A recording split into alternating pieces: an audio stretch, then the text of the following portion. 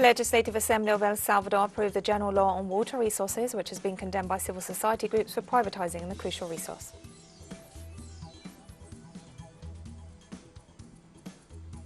Social movements in Brazil are mobilising against rising food insecurity and hunger.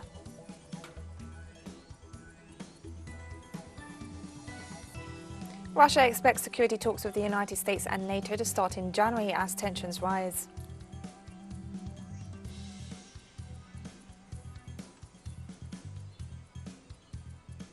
From the headquarters of teleSUR English in Havana, Cuba, this is from the South. I'm Katrina Goss. We begin in El Salvador, where the Legislative Assembly approved the general law on water resources drafted by the executive, denounced by social movements for privatising the country's water system. Civil society organisations that have been leading the struggle for a water law for more than a decade have criticised the legislation.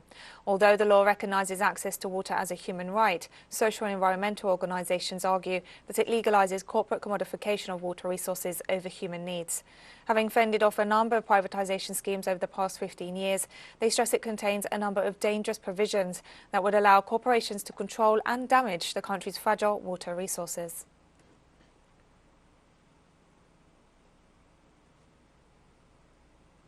Cuba's National Assembly approved the draft law on the Code of Families that will be submitted to a popular consultation process early next year. The bill, approved by Parliament, includes recognition of same-sex marriage and the possibility of same-sex couples adopting children. During the debate, lawmakers highlighted that the bill promotes respect for full equality, advocates the elimination of all forms of discrimination, and upholds the new concepts regarding families enshrined in the country's new constitution. The popular consultation process on the draft Code of Families will take place between February and April 2022.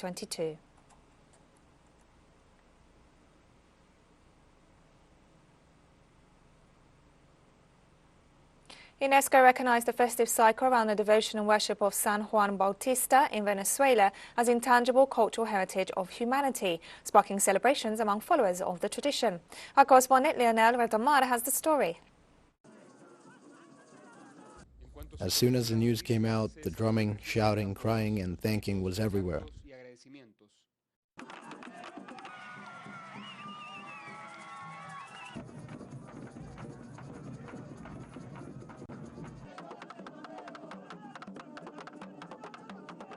They are San Juaneros, devotees of San Juan Bautista, a Catholic saint whose path of popular devotion, including music and rites, has been inscribed as a World Heritage Site by UNESCO. The joy and satisfaction burst out after the recognition of a tradition deeply rooted in the Venezuelan people.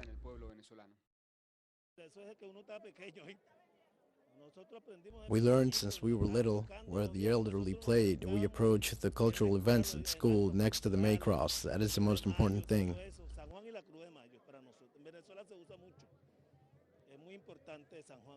We believe in San Juan, in his teaching. That is why our happiness is so great. We want all Venezuela to know what we do. Our devotion and worship and his recognition is one of more steps to show the world that Venezuela is very big and very cultivated, very rich in its culture, and that we are all brothers and sisters when it comes to these things. The cult of San Juan Bautista is more than 300 years old, in which the culture and traditions of the Catholic Church and the Afro-descendant traditions are united, a syncretism that is lived with affection and devotion all over Venezuela and in its most remote places. It is about what the people celebrate in the streets, at homes, in the churches. It is not the academic culture, nor the culture of the entertainment, but it comes from the roots of the deepest part of identity.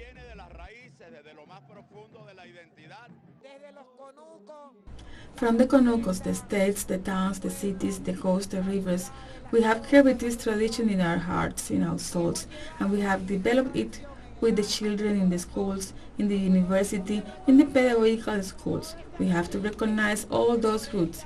That is why we are here, the indigenous people, the Afro-descendants, because without them, we would not be here.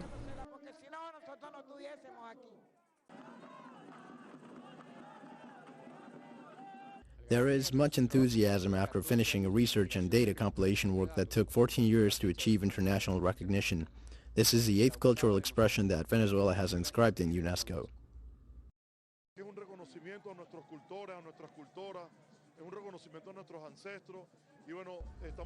It's truly an acknowledgement to our cultures, to our ancestors, and we are convinced that it is a good omen for the following year, where prosperity, food, health, and harmony will abound.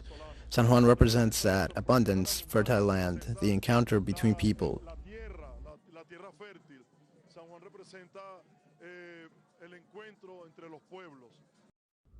The celebration route will extend at least until June 24th, the date on which St. John the Baptist's Day is commemorated, a popular festivity that, with its drumming, is deeply rooted in the Venezuelan people. Leonel Retamal y José Rondón, teleSUR, Caracas, Venezuela. And we'll be right back after this very short break, so don't go away.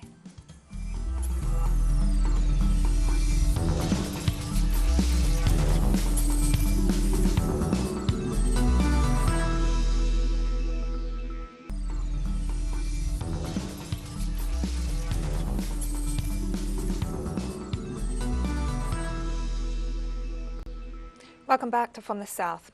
Brazil nearly eradicated hunger in 2014, but due to neoliberal austerity policies and the government's failed response to the COVID-19 pandemic, it's returned and is at its highest level in decades. In Sao Paulo, a working-class social movement held 14 different protests against rising food insecurity this Tuesday. Our correspondent Brian Mir reports. On Tuesday in São Paulo, the Central de Movimentos Populares, one of Brazil's largest working-class social movements, held 14 different protests against the return of hunger to Brazil, caused by 5 years of disastrous neoliberal austerity reforms. It started off in front of the Brazilian Stock Exchange. At this moment, over 20 million people are experiencing hunger in Brazil. This is statistical data, but we know there are a lot more, because there are a lot of families out there who don't have the courage to admit that they are going hungry. They don't have the courage to admit that they don't even have bread at home because they are unemployed. Brazil suffered from decades of famine until policies initiated by the Lula administration, including the Zero Hunger program, led to the UN removing it from the World Hunger Map for the first time in 2014. After the 2016 coup, the programs were systematically dismantled, and in 2021 the UN put Brazil back on its hunger map. It is absurd that Brazil is the world's third largest food producer and people are fighting for bones and for chicken carcasses to eat, because that is all that is left for the workers these days. Protesters made it clear that they blame far-right President Jair Bolsonaro for the hunger crisis and that his ouster is fundamental for resolving it. But they also connect the crisis to the systematic dismantling of social policies and their effect on the quality of life for the working class. We're protesting against all of the dismantling of social programs by the federal, state and municipal government, which have massacred the people here in Heliópolis, the largest favela in Sao Paulo, and we are going to stop. Remembering the wave of protests against famine that started in the 1970s in Brazil and helped bring down the military dictatorship, protesters say they are just getting started and there will be more and larger actions in 2022. Brian Mir, teleSUR. And Brazil's Congress on Tuesday approved the 2022 budget, sending it to be signed off by President Jair Bolsonaro. The lower house passed the bill earlier on Tuesday before it was ratified by the Senate. It foresees $853 million in electoral funding ahead of next year's presidential vote, which has sparked controversy. Polls suggest that Bolsonaro faces an uphill battle to be re-elected, with voters angry at his handling of the pandemic and the economy. Opposition forces have also noted that the inclusion of a revitalized social program to distribute subsidies to the most impoverished sectors of the population is a bid by Bolsonaro to secure support in an election year and will not really address pressing needs.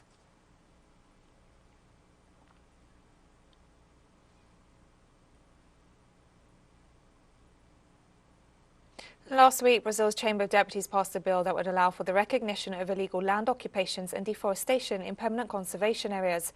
For environmentalists and opposition parties, this is the most serious setback in environmental legislation imposed by Congress in recent years. We have more details in the following report by Priscilla Fato. The Ruralists in the Chamber of Deputies, with the support of Bolsonaro's government, approved on December 8th, towards the end of the legislative year, a bill that transfers to the municipalities the task of regulating the preservation area on the riverbanks in the cities. Now, the measurement of the protected areas will be under the responsibility of the municipal legislative chambers. Environmentalists and opposition parties see a strong reaction to the forestry code. The bill only awaits presidential approval to become law. When we were talking about Ricardo Salaz's herds, they were herds with unlawful rules, which can be changed by a new government. In this case, it is a federal rule that will go into effect, so the damages in relation to them are much more serious from the herd's point of view, from the setback of what we've had so far. In practice, the project will allow further deforestation and occupation of environmental protection areas, in addition to consolidating regular occupations already established. This increases the risks of flood, landslides, and above all, compromises Brazil's water resources, which are increasingly scarce and threatened by climate change.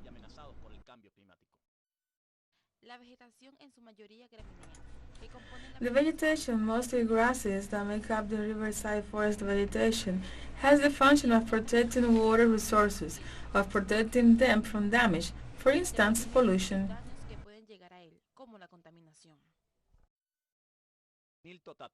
Nilton Tato, federal deputy for the Partido dos Trabalhadores of Sao Paulo, recalls that prior to approval, the deputies rejected amendments to the bill made by the Senate that would reduce part of the environmental impacts. Among the amendments, there was a requirement for technical analysis of areas already occupied and the maintenance of current protection footage for areas not yet occupied.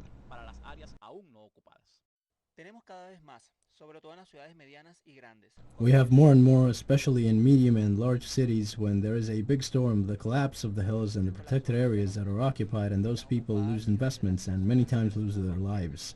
We are now watching an example of what is happening with this rainfall in the southern part of Bahia. Every year we see it somewhere in the country.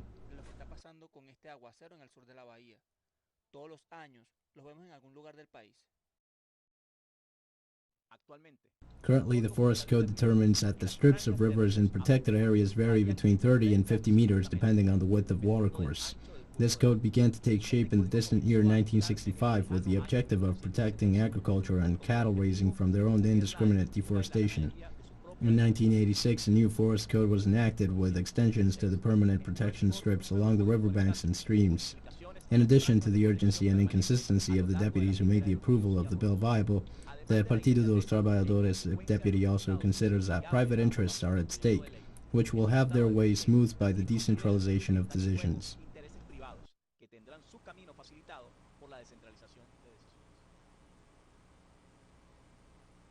Peruvian President Pedro Castillo rejected accusations that his administration interfered in a state-run energy producer's award of a biodiesel supply contract and reiterated that he will cooperate with the investigation launched by the Public Prosecutor's Office. Castillo stressed he has nothing to hide and asked that his bank accounts be made public if needed as part of the investigation. Prosecutors raided the offices of Petróleos del Perú S.A., known as Petro Peru, this week, and also reviewed presidential palace security camera footage from late October, when local media reported that company representatives were present at the palace.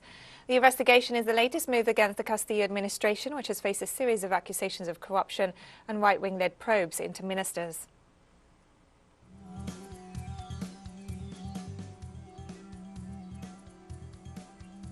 And we have more stories coming up after this final short break, so stay with us.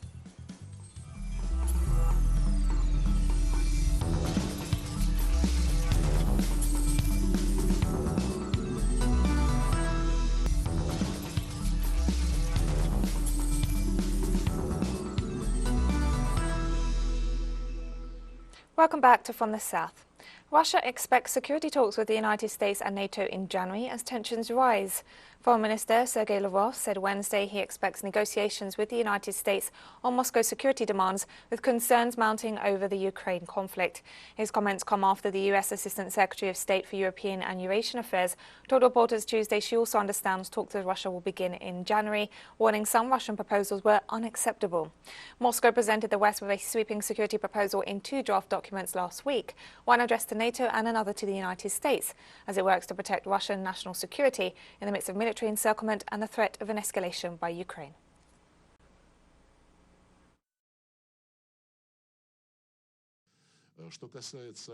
As for the real reaction, not rhetorical but real, I would say that it's business-like on the part of American colleagues. A series of conversations took place at the level of foreign policy assisting the presidents of Russia and the United States, and following the result of the next contact, in fact, organizational modalities for further work were agreed. It has been agreed that at the very beginning of the next year, the first round of talks should be bilateral contact between our negotiators and American ones. Their names have already been announced. They are acceptable to both parties. We plan in the foreseeable future. We also want to do this in January, to use the negotiation platform to discuss the second document, the draft agreement between Russia and NATO.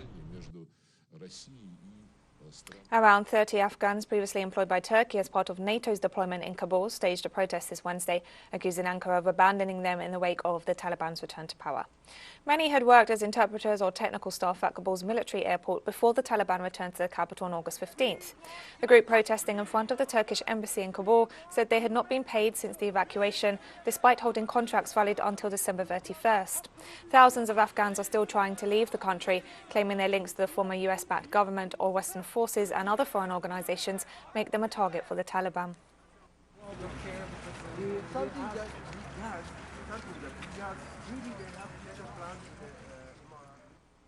Chinese President Xi Jinping held the successful elections held in the Hong Kong Special Administrative Region on Sunday, noting that the former British colony had been transformed from chaos to order. The President held a meeting with Chief Executive of Hong Kong, Carrie Lam, on Wednesday as part of her three-day visit to Beijing this week.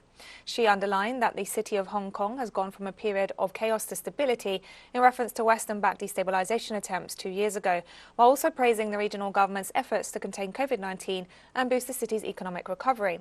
The Chinese President said that Sunday's Legislative Council elections proved that the improved electoral system is in line with the principle of one country, two systems, as well as the reality of Hong Kong. The Chinese Special Administrative Region was finally returned to the mainland from British rule in 1997.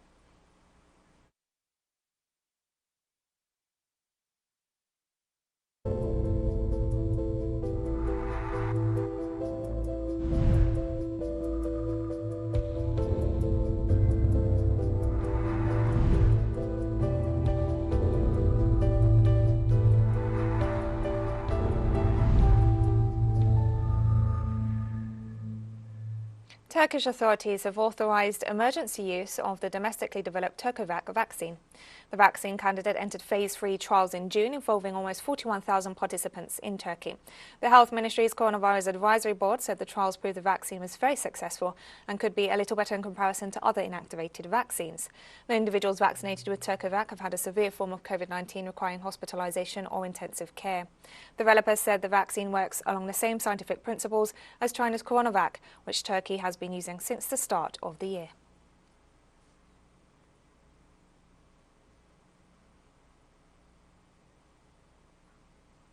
Nigeria has been forced to destroy more than 1 million expired COVID-19 vaccines as donors sent doses that were near expiry. The expired doses of the AstraZeneca shots were destroyed on Wednesday in Nigeria's capital Abuja, a week after the nation said it will no longer accept donated COVID-19 vaccines with short shelf lives. The head of Nigeria's National Primary Healthcare Development Agency said the country was put in a difficult situation by developed countries who had procured these vaccines and hoarded them and only offered them for donation when they were about to expire. Many Western nations have also destroyed huge amounts of vaccines rather than donating them to countries in need.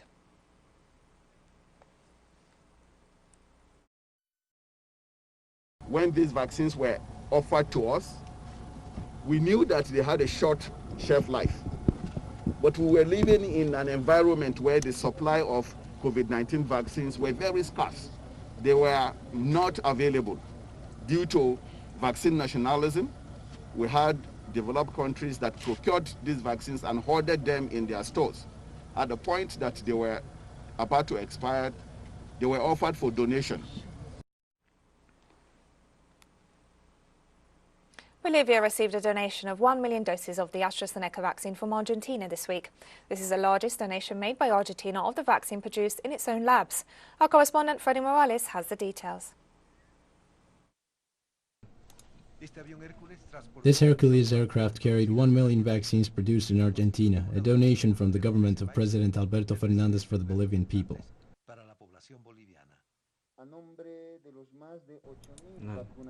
On behalf of the more than 8,000 vaccinators who are currently performing their duties in the plurinational state of Bolivia, and by having this AstraZeneca vaccine we are using for the booster dose, We are contributing to their task. We are contributing to their work on their behalf and on behalf of the Bolivian people.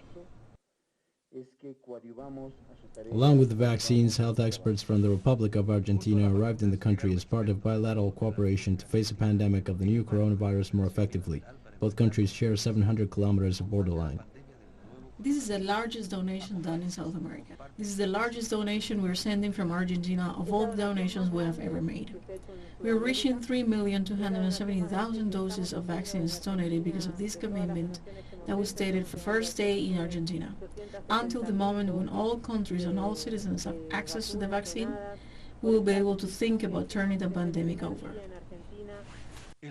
The fact that this aircraft is transporting the vaccines has taken on an extraordinary significance.